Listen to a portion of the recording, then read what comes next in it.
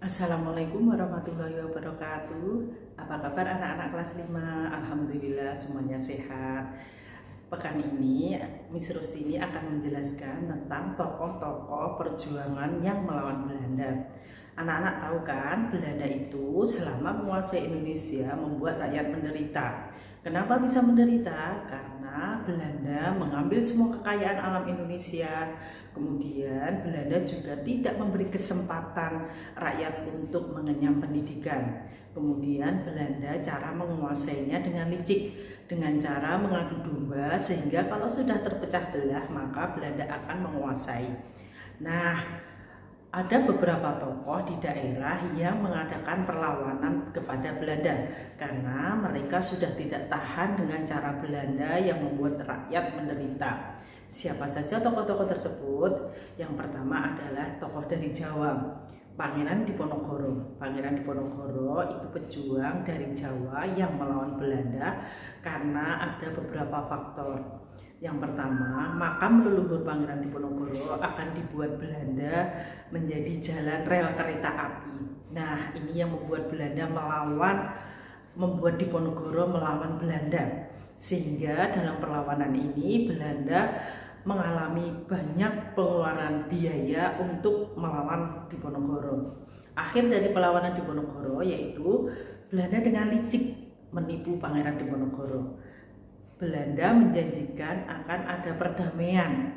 Ternyata tidak ada perjanjian perdamaian, tetapi bahkan penangkapan Pangeran Diponegoro.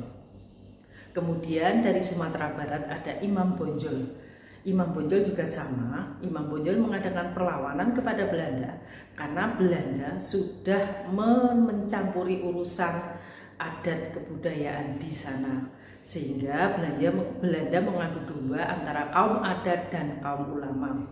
Tetapi kaum adat dan kaum ulama akhirnya sadar dan bersatu melawan Belanda.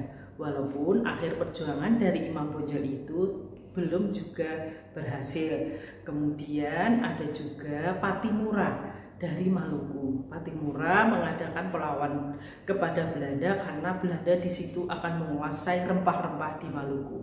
Akhir perjuangan Patimura adalah ditangkap dan dihukum gantung. Kemudian dari Aceh ada Cut Nyak Dien, ada yang melawan Belanda karena Belanda benar-benar menguasai Aceh dengan cara yang licik. Cut Nyak Dien berjuang dengan cara bergerilya, walaupun beliau seorang wanita, tetapi mereka mempunyai tekad yang anti kepada Belanda. Nah, anak-anak, itu sebagian tokoh-tokoh perjuangan yang melawan Belanda. Masih ada beberapa tokoh seperti Pangeran Antasari dari Kalimantan, kemudian ada beberapa tokoh Sisingamaraja juga ada.